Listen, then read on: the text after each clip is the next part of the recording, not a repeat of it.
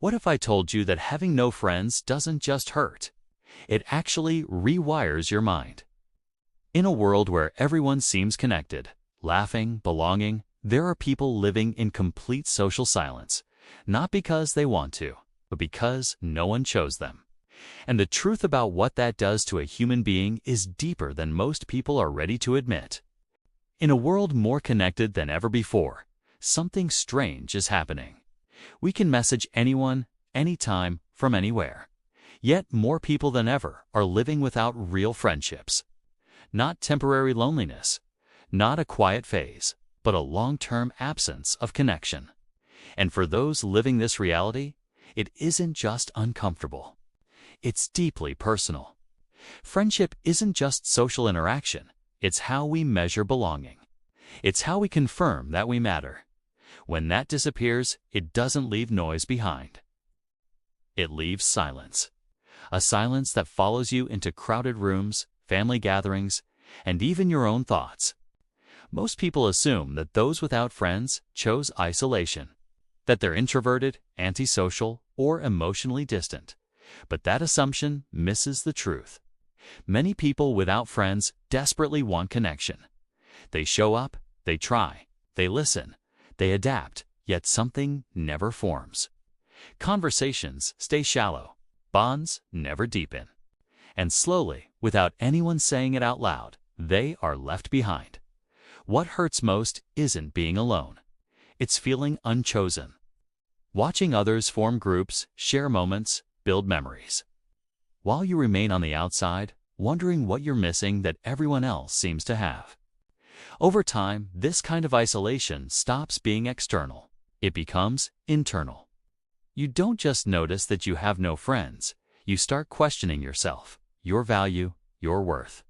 You replay interactions in your mind, searching for mistakes that might explain why connection never comes naturally to you. You ask yourself questions no one should have to ask. Am I boring? Am I invisible? Is there something wrong with me? The most dangerous part is that there are no clear answers, just silence. Psychology tells us that this silence is not harmless. Human beings are wired for connection. Our brains evolved to survive through social bonds. When those bonds are missing, the brain reacts as if something is wrong. Research shows that loneliness activates the same areas of the brain as physical pain. Being excluded doesn't just hurt emotionally, it hurts biologically. The body treats social isolation as a threat, even when there's no physical danger present. This is why long-term loneliness is linked to anxiety, depression, and a weakened sense of identity. You don't just feel sad, you feel diminished. And this experience doesn't start in adulthood. For many, it begins early. Childhood and teenage friendships are where we learn who we are in relation to others. Without them, identity develops in isolation. Confidence grows slowly, if at all. Social skills don't get practiced, not because of laziness, but because there's no one to practice them with. As the years pass, the gap widens. The world keeps moving socially, while you feel frozen in place, watching life happen from the outside. Yet society rarely talks about this. We talk about success, productivity, motivation. But we don't talk about what it does to a human being to feel unseen for years, to live without anyone checking in, without inside jokes, without a sense of belonging. The pain is quiet, persistent, and often invisible.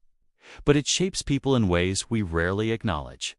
And before we can understand what solitude gives or takes, we first have to be honest about what it costs. When someone lives without friends, the effects don't appear all at once. They build slowly, quietly, over time. At first, it's just moments. You notice there's no one to text when something good happens, no one to sit next to when the room fills up. No one who truly knows your thoughts.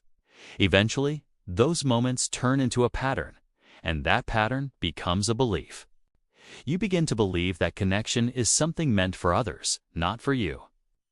This is where isolation becomes dangerous, because the human mind doesn't stay neutral for long. When we lack social mirrors, we start creating our own reflections, and they're often distorted. Without friends to remind you of your value, self-doubt grows unchecked. You start interpreting silence as rejection, neutral expressions as disinterest.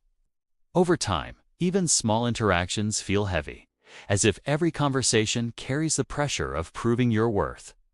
Psychologists describe this as internalized exclusion. The world may not be actively rejecting you anymore, but your mind continues the pattern on its own. You pull back before others can. You stay quiet to avoid being ignored. You stop trying, not because you don't care, but because caring has become too painful. And slowly, isolation shifts from something happening to you into something happening inside you. The body responds as well. Chronic loneliness increases stress hormones. Sleep becomes lighter. Thoughts become louder. The nervous system stays on alert, searching for safety that never arrives. This is why people without friends often feel exhausted without knowing why. They are constantly carrying emotional weight with no place to put it. But something else happens in this silence, something unexpected. When there's no one to lean on, you learn to stand on your own. You begin to observe more. Think deeper. Reflect longer. Without external validation, your inner world becomes louder and more detailed. You learn how to sit with discomfort instead of escaping it. You develop patience because there is no one to rush your growth. Many people who live without friends become emotionally intelligent, not because life was kind to them, but because understanding emotions became a survival skill. They learn how their mind works. They recognize patterns others never notice. Solitude forces honesty. There's no audience to perform for, no mask to maintain. Over time, this creates clarity. This doesn't mean loneliness stops hurting. It means it starts shaping. People who spend long periods alone often become creators, thinkers, builders of meaning. They develop independence not as a personality trait, but as a necessity. Their strength doesn't come from approval. It comes from endurance. And that kind of strength is quiet, but real. There's a version of pain that doesn't scream. It doesn't demand attention. It just stays. For people with no friends, this pain becomes familiar. It sits beside them in crowded places. It echoes in empty rooms. And over time, it whispers questions about worth, belonging, and meaning. But here's the truth most people never hear. Being alone doesn't automatically mean being broken. Sometimes it means you've been shaped differently. Sometimes it means your path required silence before connection. Solitude can wound, yes, but it can also prepare. It can turn you inward long enough to discover who you are without applause, without permission, without comparison. People who walk alone learn to listen to themselves. They learn resilience not from motivation, but from survival. And when they finally choose to connect, they do so with depth, not desperation, with intention, not fear. So if you are someone living without friends, understand this: you are not invisible, you are not behind, you are not failing at life. You are carrying an experience few understand and fewer survive without losing themselves. And that matters. And for those watching from the outside, remember this: sometimes the strongest people are the quietest ones, the ones who learned to stand without support, the ones who kept going without being chosen.